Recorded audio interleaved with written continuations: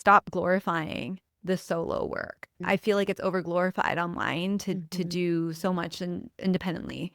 And most of the women I seen online that can promote like independence and doing so much, they have either a team or support system or a partner or something like that. And we need to like stop over glamorizing and heroicizing doing things solo. What do you think it takes to build a community, to build long-lasting connections? My guest today is going to blow you away because she is the queen of cultivating and creating communities in literally every single city that she goes through. So without further ado, buckle up because this one's a good one this week. We have Krystl Fabella on the break table. Thank you for having me. It's been a long time. It has been a long time. Okay, I want to go back to you created such a huge movement, and that movement got so much traction, creating pop-ups all over the country. What inspired you to create Filipino on the Rise? Oh, great question. So let me back it up a little bit. I was born in Manila, right? Philippines, where you're going to very soon, and immigrated here when I was 8. And I always start this because the irony of having Filipino on the Rise, which is a platform about Filipino representation and cultural reconnection and pride, which I lend to anybody, and they're learning about their identity and roots. I grew up not very connected to it, not very proud of it, actually spending most of my life not seeing a value in or belonging in the community. And I know in our last podcast, we talked about this of just being, growing up in mixed or half cultural communities. And really this unbelonging with everything that we stood for, as I thought, whether it was go into these career paths for healthcare, medicine, nursing, as well as the things that we applauded and being so different from the things I was interested in, which was, business building and social impact and creativity. And so when you go to these Filipino parties, right, or you're these circles, and they're always praising the cousins and who are going to do these fields, you just really feel this disconnection and often ostracization. And I remember in college when I was trying to join some of the Filipino groups, I felt like there was this clickiness, and I'm not really putting that. It's so important to have those associations, but I get this a lot from the women in our community that they felt the same thing of like I never really fit in with certain like Filipino groups, and that wasn't really talked about back in the day. But it's really this shared journey, I think, of women in the first or second generation immigrant communities, part of the diaspora mostly, who they don't really feel belonging right in their like origin, heritage and community, but neither in the other world too. So you're kind of in this in between. You're in this footing, and it's a very weird footing because you're like 1 foot in and then 1 foot out. And so how did you then find your footing? Yes. I eventually, because I didn't fit in there, I would join all these other groups, whether it was sororities or activists and other student of color organizations. And after college, I went to San Francisco. And I feel like that was a very important place for this to all launch, because when I was working in tech, mind you, it wasn't very diverse in representation yet, but I was working in diversity recruiting initiatives in the tech companies I was in. And I noticed that there wasn't a lot of like Filipinos there still. And at this time I was going through a really difficult work and personal life place. I was leaving work one day, feeling very defeated in both work and relationship life. For whatever reason, I was sitting in Uber and I just pulled up my phone and I started typing in stories of empowering Filipino women, or stories of Filipino women to look up to, stories of Filipino women who are CEOs, who were trailblazers. And this was in 2019, mind you, because now there's so much amazing content about that. There was nothing. And so what happened was there was nothing that would come up. And I would go on podcasts, also nothing. YouTube, nothing. Google, nothing. And in fact, what did pop up was objectifying content around why you should go to the Philippines for, a girlfriend, A wife. a wife, or fetishizing stuff. And it just exploded this anger in me that I thought I could suppress this side for my whole life. And I call it the pain of invisibility. Yeah. And I realized that in that moment, as nothing was coming up, that if you don't take hold of your narratives, if you don't put out your stories, someone is controlling your narratives for you. Someone is telling your stories for you. And so that anger had turned into almost like a calling of like, I'm going to find these women. Yeah. I'm going to try to tell and spotlight these stories. If not for just myself, I'm sure there's another woman out there who needs this, who needs to meet people like Neeta or, just in whatever industry they're in. And from that point, I started the podcast as more of a personal investigation and like just wanting to spotlight the women that I wish I had around me growing up. Well, and you started the podcast like in your like closet or something like that. Yeah. And there's a beauty of not knowing what you don't know. Because I started this with an iPhone mic. Wow. Which is, I'm like, anyone can just do it. Just do it, yes. And you well, and I love you because for so many reasons. One, because of your curiosity. And I think a lot of times people might share that same sentiment of, well, there's not enough X out there, but they're not going to go ahead and take that action. Like you had inspired action to then do something about it and take that initiative, whether it be completely imperfect in your closet and you're like, I don't care if who listens to it. Yes. Yeah. But then this got a ton of traction. Right. Yeah. Thanks for pointing that out with just taking action. And like, I mean, that saying, action cures anxiety or action cures fear, right? Of just like when it's sitting in you. And I feel like so many people can relate to this of like, I have this thing I really want to do, but it's just not the right time. It's not, I'm not competent for it. But often what you got to do to just get that out is you just jump in and do it, knowing that you probably don't know a lot and that's working to your advantage. Yeah. And I always say that ignorance is kind of like that blessing sometimes, because I didn't know that I didn't have the right equipment or the resources or the marketing ability for this. And a lot of people now, it's like when you start a podcast or like community, how do you do it? How do you make money out of it? How do you grow? And it's such an interesting question because I look back and the point was never to grow and do this full time. It was never to have multiple events and meetups around the world and a membership community and professional networking and to just do all this. It was really just to promote representation and make sure if there was other people that felt the way I did, that they knew they weren't alone and that they can find each other.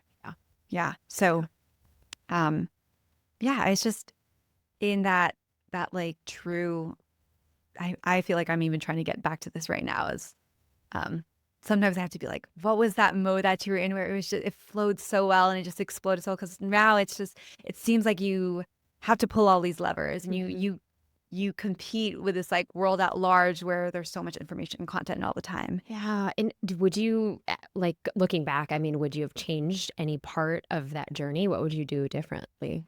I don't think I would have changed anything of the journey itself. I think what I did well that I always lent to others is just follow your curiosity to the death. And because it kind of kills two birds with one stone, you're getting something, figured out for yourself while you're doing it for others. But what I would have done differently is I think I would have honestly accepted. I would have looked for support sooner because in this journey where things started to pivot and become really difficult. Because you were doing this by yourself. Exactly. Yes. Was this badge of honor of doing everything by myself. And how did that work out? How it worked out, first you're like, wow, I could do this by myself. And I could just go at my own pace, and they say, if you want to go faster, go alone. But if you want to go further, go together. Right.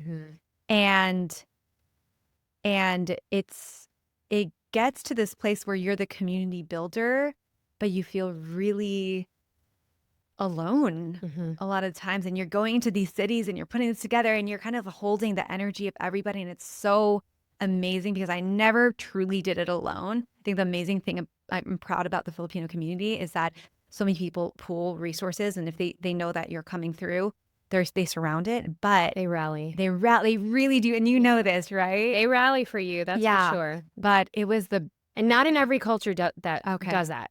I feel like there's a reason why Filipino culture is so hospitable. Yes. And I think it's just because of, I mean, everyone has like that open door, but they're just ready to just like support. Yeah. I couldn't have done it without that because because we put on probably 200-person events, and I feel like I don't know how this all showed up. But like there was the part of me that was doing the leading the front. And then if I can lend anything to anybody about our culture, it's this true value of, it's called kapwa, right? And this other value called bayanihan, and it's like lifting up together. And kapwa, it means you see yourself in the other. And when you just move collectively that way, there's just so much that can get done. And we have a lot of other issues that we need to deal with too. But that's really how it all moved forward. But to answer the question, what I would have done differently is stop glorifying the solo work. And I feel like it's over glorified online to do so much independently. And most of the women I seen online that can promote like independence and doing so much, they have either a team or a support system or a partner or something like that. And we need to like stop over glamorizing and heroicizing doing things solo. What are the effects of that? What did you experience? I mean, of course, I know burnout is a big thing, but let's talk about that. Yeah. Okay. It's interesting you say that because I'd been thinking about this recently, and I had a lot of shame around this. And it was, I live here in Austin, living out now.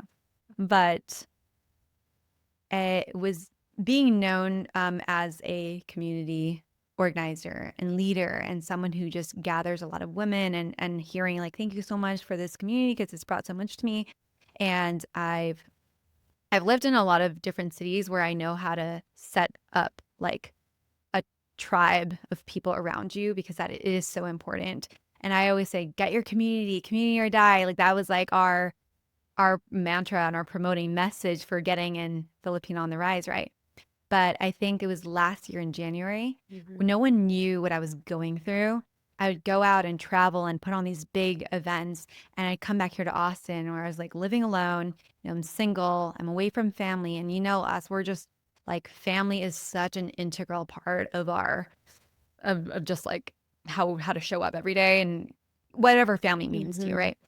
And I was starting to go through what I would say is like my own internal like spiral of feeling so alone all the time and not knowing how to accept that feeling and to how to ask for help, because I'm like, there's no reason other than that I didn't know how to explain that or even to myself, that on a day-to-day when you're business building, you're content creating, you're community building, it can get really lonely. It can get really lonely, right?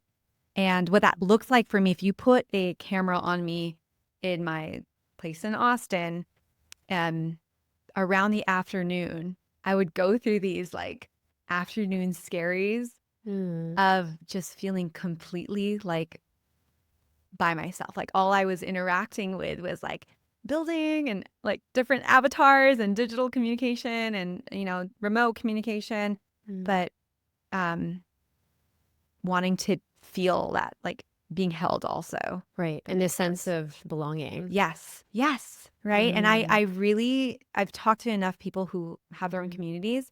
Some of my best friends are other founders of communities, and they've experienced the same things too. It's like Mhm. sometimes the ones building these things are the The most in loneliest need. ones. Right, Yeah. right. And how do we engage in that? Well, and I feel like also when you're, as a startup founder, as somebody who is, we have all these great things about technology and building our startups Yes. from our homes, or we don't even have to leave the Yes. home ever. Yes. And we order groceries on Amazon. We order our Yeah. Grubhub or whatever to the door. You don't even have to step foot outside of your house. Right. So how many days are you going with not interacting with another Yes. human? Yeah. And, I know that coming, being in the West, it's like we're taught individualism and yay. Yet there's a ministry of loneliness in the UK, Mm-hmm. and 1 in 3 Americans feel lonely weekly. Yeah. And I've been sharing these stats quite a bit. I will share the same stats in our show notes. It is an epidemic, Mm-hmm. Mm-hmm. and while we are hustling Yeah. so much more and we're in this chase and the pursuit for more, there is a disconnect Mm-hmm. and there is this emptiness and this void. Yeah. And so what did you what did you do when you noticed that? Yeah. Yeah. I remember just praying and being like, God, I need someone who gets it. I need a friend who really gets it. Just give me one friend because it's interesting. Where when I worked in companies and startups and we did recruiting and employee retention, they found that when they studied it, what kept employees staying longer the most, it wasn't if you had a good boss or perks or company values or whatever. It's usually if you have at least one really good friend in the In the company that would company. keep you longer there. Mhm. And so it was almost like I knew I'm just send me one person. And like the next month I had met, I call her my partner in purpose instead of partner in Mhm. crime. Mhm. And we kind of saved each other at that time. And what I started to do was to shift away from this idea that it's strong to do it by yourself Mhm. and it's glamorous to be like a woman who can do it by herself. Like I really want to um I don't want to put that down because I think it's great that we're in this like 21st century that we have so many women, independent Mhm. women out there, but it's okay to say like I'm a woman who actually I like to uh be also dependent on someone else or like have support with someone. Mhm. And I love that you brought up this like epidemic of loneliness and isolation because it's very true. That is something I am actually like leaning more in passionately in right now is how do we combat in this age of social media tools and ways of connectivity that we're growing increasingly actually more connected from authentic interactions and relationships, right? And that was what's happening to me on like a cellular level Mhm. and like a higher level because of so much digital, like the digital world. Well, yes, Yeah. I would like to say like the digital disconnection Yes. Yes. because, it's while it is supposed to keep us connected, it's keeping us disconnected. Yes. And Yeah. and I think that, at the end of the day, we're humans. Yeah. And so how did that then play a role in some of Mm-hmm. the events that you were Initiatives. putting on? Ah. Did Yeah. that affect Filipino on the Rise? Mm-hmm. Mm-hmm. And were you able to find ways to bridge that in Yeah. community? Yeah. That's a great question because I started changing the way we were doing events based off of what I felt like was necessary in which it wasn't just about come, show up and gather. It was it started to and this is what I teach anybody right now who is trying to build a community and events and stuff is you can't just have another social networking place. It's like how do you get people to feel seen and heard and in Mhm. conversation and to leave like I always see that, like our best success like our measurable success factors for our events isn't number, Mhm. it's how many people afterwards left in connection and like meeting up after, right? Oh, yeah. Exactly. Oh, that's Like, a good KPI. yes, a good KPI is like how many people found a new connection and a new like-minded, tribe, and how do we measure how often they are interacting and meeting together after? Because then it just becomes this like, what's another happy hour or something. Right. So we started like putting curated questions like this around the room Hey. and coming up with like it's just follow-up systems. So let's say like Orlando or Miami or New York, like creating a group in WhatsApp or after that allows people to keep talking to each other after and making sure that each chapter has like a community leader and a chapter leader to run that themselves. So now you have self-sustaining communities outside of just the event that you did. And that's what I talk about, like the healthy tenets of a community.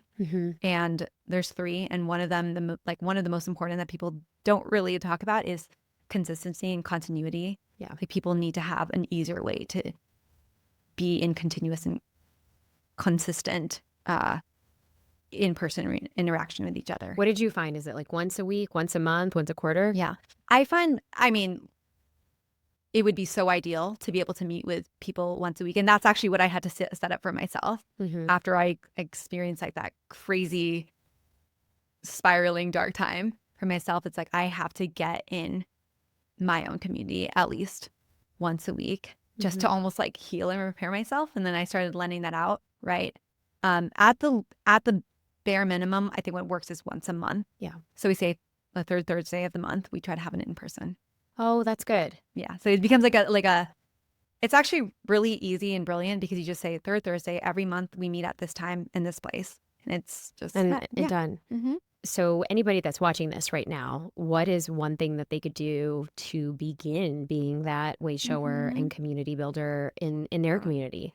Oh, that's so good because you can be the person, right, that starts that. If you're feeling it, someone is probably feeling that too. So the first thing that I would do, again, the three tenets I would say is one, the consistency and continuity part. Second, in person is really important. So no Zoom stuff. Yes, and that is a really great way to kick that off and make sure that you find those people faster. But it is such an important part to have like an in-person element to it in your community. And then third, shared values or special interests. I say special interests or shared interests or shared issues. So let's say shared interest is that we're both first-time entrepreneurs and I want to find other entrepreneurs, or maybe shared like issues would be like, I'm a new mom and I'm really struggling and I want to find other like moms out there who are struggling with postpartum or something. And so that's how you align, right? So those three things. And so if I were you, this is something that I've done in each city that I've been in, is like really identify what an important interest and or like a problem area or somewhere that you want to grow or like shared values that you have.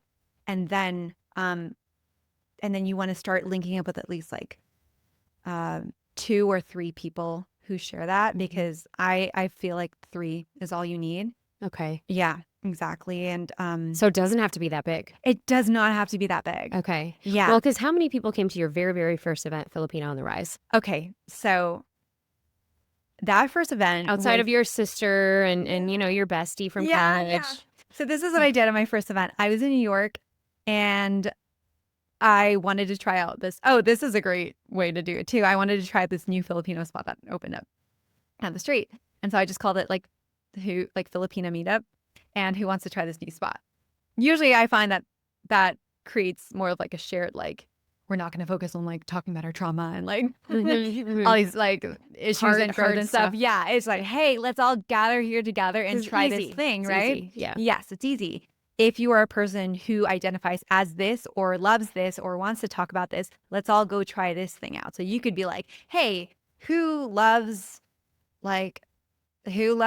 personal wellness and wants to try this new coffee shop and whatever together. So at that first event, there was 12 people. That's not bad. That's Yeah. actually pretty good. But you said you can even start with as small as 3 people. Yeah. Yeah. I believe so. I remember doing a meetup a very long time ago when I was first, starting out, and it was, all professional women. And I remember it was like 2 of my really close friends and one Yeah. person. So it was like one new Yeah. person that I didn't know. There's 3 of us.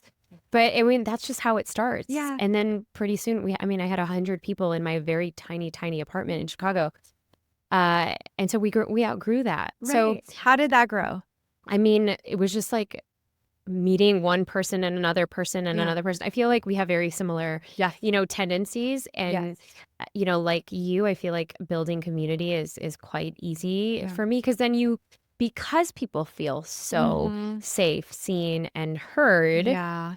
and those tenets of how to make people Mm-hmm. feel inclusive. We Yeah. just had another at a party that you were just at our house the other day, and I saw somebody just like standing in the corner. I knew she didn't know anybody else Mm.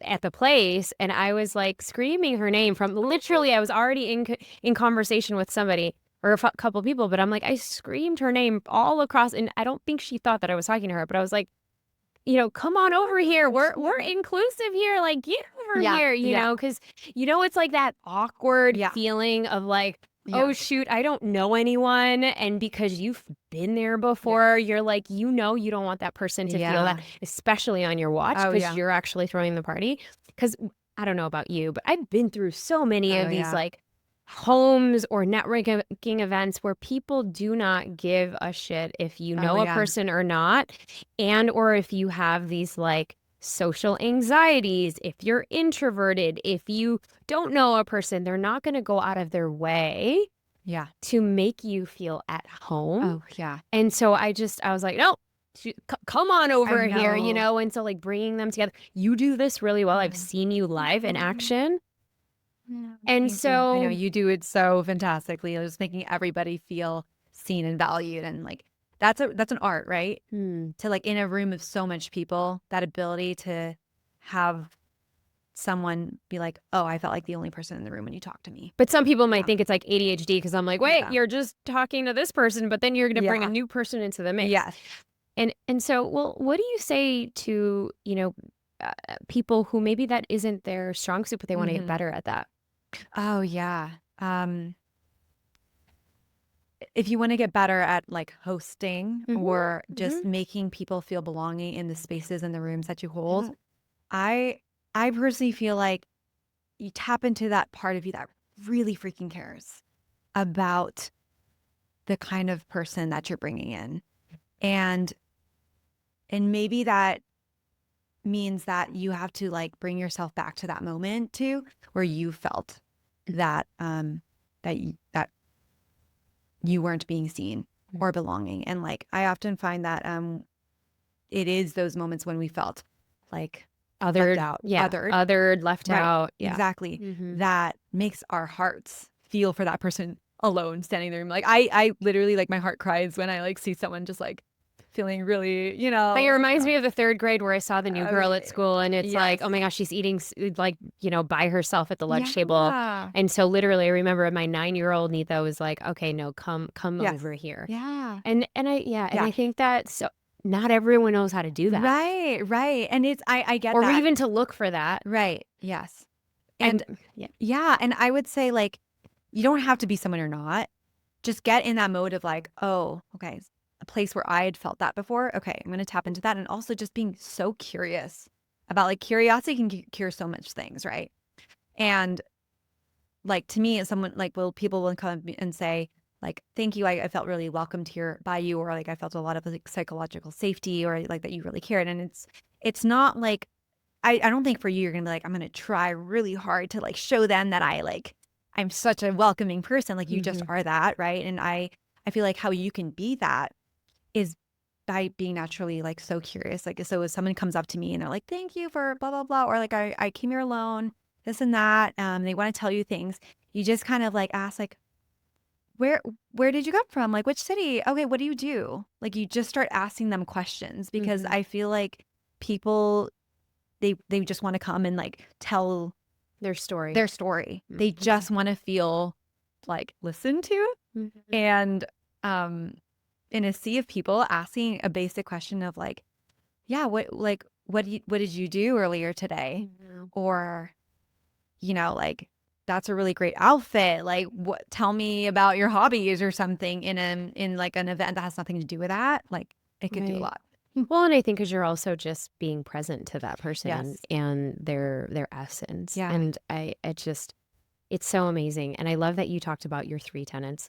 And so I wanted to get into our spill the chai segment. Before I get into that, I really want to round out this conversation. What is the next thing on the horizon? Where do you want to Yeah. take Filipino on the Rise? What do you think is Yeah. what's next for Filipino on the Rise? Okay. Awesome. I'm really excited because I've had to actually take the past few months to really sit and get so intentional about this. And it comes a time when you're ready to like evolve and move on to things. But this like community and movement is so important. So I'm passing the baton now, and I want to give the reins of the community back to the community. And so now I'm really training up other leaders to run the events, the city chapters, the podcast even, and to build a self-led community, which I believe is the sign of like a matured like phase of community to get it to be like self-sustained and run Right, right. because it's not just your It's face. not just me anymore. I cannot rely on just you showing up and Yeah. feeling good or feeling, like Mhm. that. And I'm really proud because it can, it has the system to be there.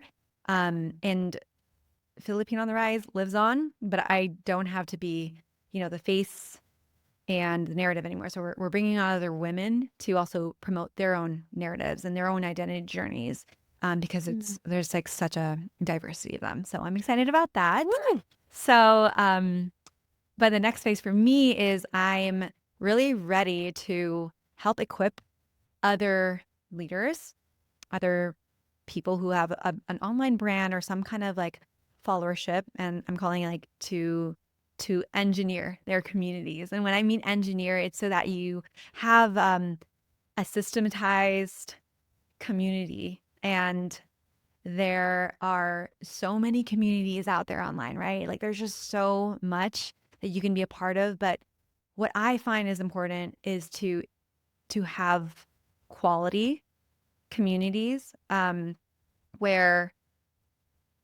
I feel like there's relationship building within, Mhm. and that is a really important part. Like where it goes from like a monologue, Mhm. meaning I'm talking to my followers and they're kind of like waiting for bits, to talking to each other. Oh, yeah. They're relationship building with each other Mm. without you there. Oh, So that is so important, right? that's next level. Yes, that is next level. Oh, Why, like, how do you feel about that? I mean, no, that's next level. I think Yeah. that so often, this is kind of like with you and your followers, it's kind of like the gurudom, or like, Yes. you've got the guru, you got the teacher, and then you've got all of the people that are Yeah. following you.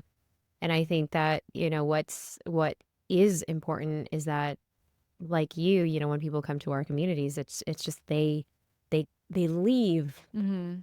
better because Yes. they've met somebody that saw Exactly. them, not Yes. just us, Right, right? right. So Neeta, That's like I've huge. met so many amazing women and connections through you, right? Mhm. So Mm. you're taking a step further and making sure you're connecting and linking people outside of yourself. So how do we really like equip and set up other leaders to make sure their people are talking with each other? Right, because that's the whole beauty about community, the real community. Yeah, real Real community. community. I think that's what you're implying, is how Yeah. do you create real Real community community, that's right. that's really and Yeah. there is this theme that as we brave relationships, how to Mm-hmm. truly create community, Mm-hmm.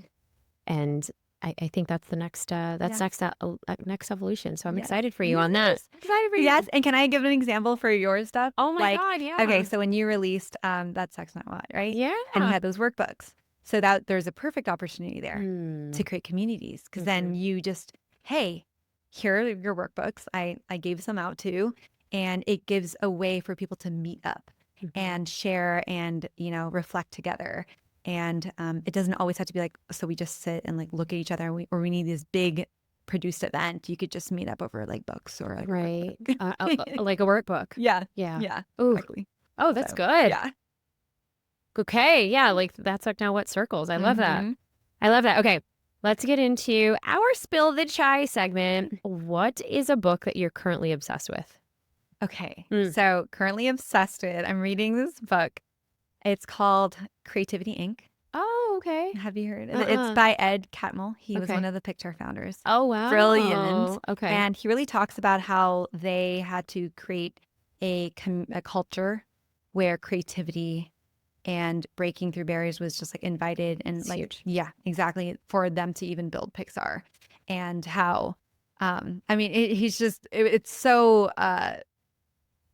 eye-opening in many ways, but the Pixar founder, he had this crazy idea to to make the first movie out of computers only. Oh, And wow. everyone in the 70s were like, that's crazy. Like, no one's going to support or fund that. And then he gets this invitation for an interview because they're like, we heard you're doing this work with other engineers. We want to bring you on to lead our department. So he comes in. And I want to share this because it is so important.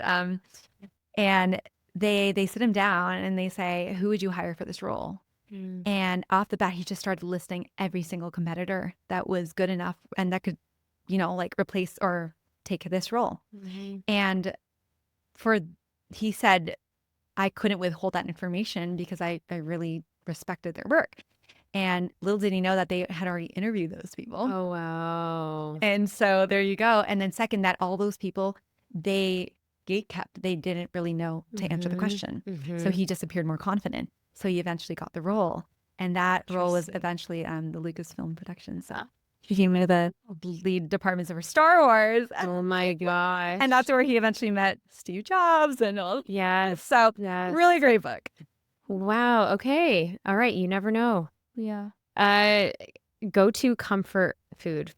I would say sinigang. It's a Okay. summer I was soup. gonna say Yeah. I'm like sinigang or Mhm. lumpia or Yeah. adobo. Yes. Okay.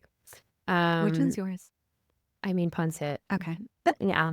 Yeah, obviously. Staple. Staple. Yeah. What is your favorite way to unwind after a long day? Okay. I love to get in community. Yes, yes, of course. What, like bubble bath, walks on the beach? Yeah, it's so funny because everyone's like, the bubble bath. I did a bubble bath once and I felt really like icky. So Okay, so you're not a bubble bath girl. All right. yeah, but it just some form of like being around like loved ones and family Mm-hmm. and unwinding. Also, it's nighttime rituals. Oh, So yeah, of course. yeah. One word that describes the season of life. Rooting. Oh, yeah, that's good. Yeah. That feels good. Rooting. Where can everyone get a hold of you and Filipino on the Rise? Yeah. At Filipino on the Rise, Instagram is our main one, and also Instagram, my personal one, Krystl Okay. Fabella. Yeah. Krystl Fabella, right? Yes, because please talk to me if you ever want to chat about starting your own communities or just getting plugged in or turning your followers into fellowship. And yeah, let's fight the loneliness epidemic together and create sustainable communities. I love that. Fine. You said followers into fellowship. Fellowship. Oh, so good. Yeah. What a distinction. Yeah. Krystl, you're the queen at this. Thank you for pouring into our community. Of course. Thank you, Neeta. It's been such a pleasure. Welcome back to the other side. Okay, if you are as jazzed up and energized to create your own communities, go ahead and follow at Filipino on the Rise and also at Krystl with a Y, Krystl Fabella. And I will link that also in the show notes. If this episode resonated with you in some way, and if you haven't already hit the subscribe button, what are you waiting for? Go ahead and hit that subscribe button. I know many of you watch this and is not subscribed, so that helps us grow the show more than you know. And if you love this, share this with a friend, a bestie, a family member. You know this helps in so many ways, help other people brave communities and brave relationships, because that's what we need in order to fight this loneliness epidemic. And let us know what you loved in the comments below. Thank you so much for being brave and tuning in week after week. I so appreciate you. Until next time on The Brave Table. You know I've got so much more in store for you, so if you are really ready to dive in and keep owning your emotions like the boss that you are, click right here. Go ahead, don't be shy. I'll see you in the next one. Keep shining.